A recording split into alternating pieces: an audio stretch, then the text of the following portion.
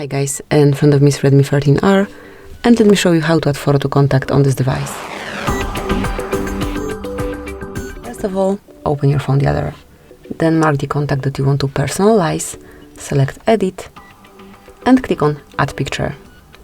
Now you can select photo from your gallery. You can grab a picture right now by tapping on camera.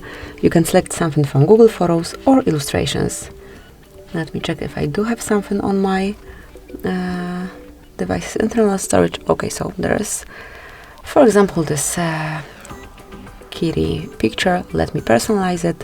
Then click on Choose and select Save.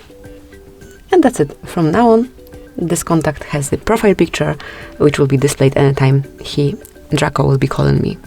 Thank you for watching. Please subscribe our channel and leave the thumbs up.